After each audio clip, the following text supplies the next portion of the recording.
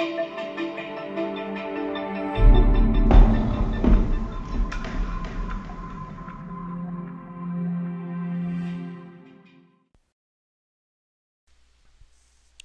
welcome to the back office FAQ. Our question is how to capture a new listing. Step 1, details. Okay, we're right now, you can see we're in step 1, description. Scrolling down, going to the first section, which is A. The first thing we're looking at is who is the broker of this region, of this city, and that is Thomas Lloyd here. And second is the TMRE responsible. This is who is the agent. I'm going to capture that it is Doug Morgan. Now it's important that you do capture this because on the public site, when this listing appears, Doug Morgan's photo will appear right next to that listing. So when a prospect makes contact, he will be asking for Doug Morgan, and the lead will be going over to Doug Morgan. The second thing that we want to make sure we capture is the owner, the seller. Now I'm going to say in this example that the owner is John Smith. So I'm looking up John Smith, make sure that John isn't already in the database.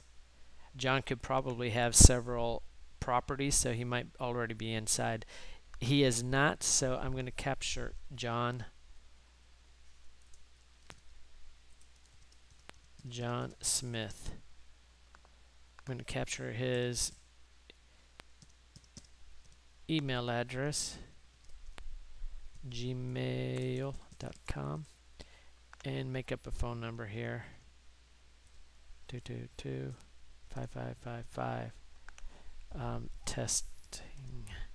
Okay, now we want to save this new seller or this developer, and there you can see that the new owner has been captured right there.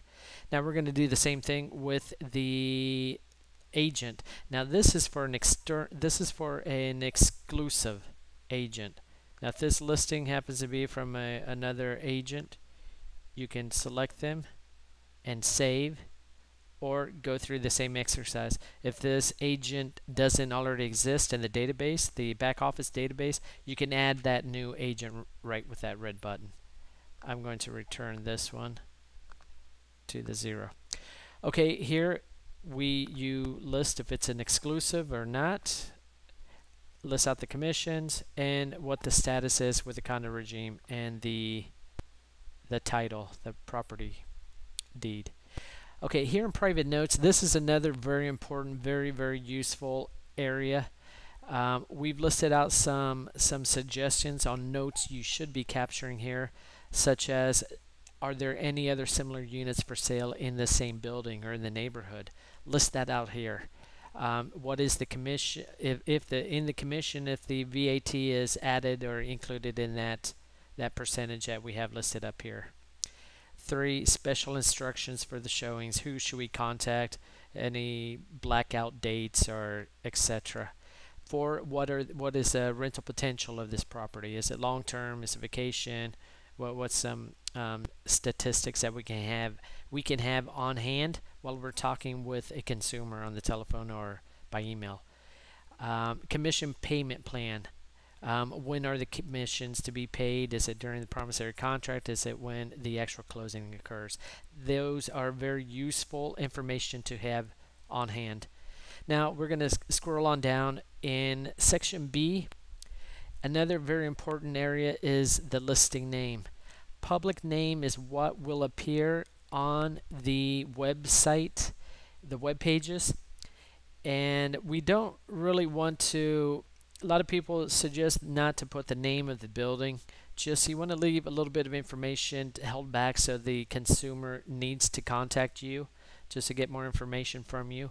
So if we do want to capture the name of the building, in this case El Taj, because when you're searching inside of the database, you want that familiar name to appear, and that would be El Taj. Now another very useful tip here is capture the unit number. unit 3054, for example, resale.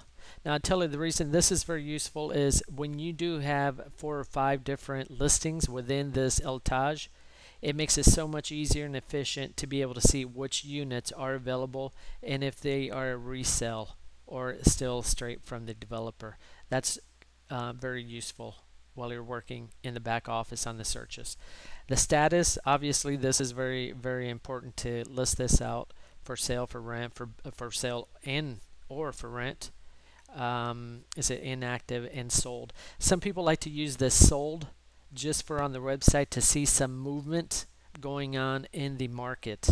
So by putting that up, maybe a couple of others that have been sold, you can leave that up for maybe 30 or 60 days and then slowly start to capture that as inactive. I'm going to return that to for sale. Okay, as we go down, another area that's important that you do capture, obviously, is the price.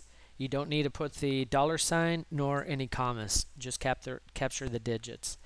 Now, if the property is for rent, this section right here is very useful to fill out, or very necessary to fill out what the rate is per night or per week or per month in the manner that the owner is renting out that unit. And finally, in this section, the video. Videos are very, very good item to have for publicity. So if you do have a video, put that down right here, the YouTube direction for that video. Now we're sliding into the last section, section C of step 1. These are all very common sense, just the question and just fill in the answer there. Now this one right here, this number of meters of the property, the construction meters, this is very, very important in this property. 120 square meters. It's important to capture this because we have some reports that will give you the average price per square meter in different zones, and if we don't have this square meters, the average kind of gets thrown off, and the more samples that we do have, the better the average will result on the reports. Finally, the last part of step 1 is if you know the coordinates of the property for the Google Maps, this is where you capture that, and for the Street View, this is where you capture it. If you don't have that for right here, don't worry. In the next FAQ, I'll show you how to capture that within the photo, within the satellite Google Map. It's a lot easier to identify those.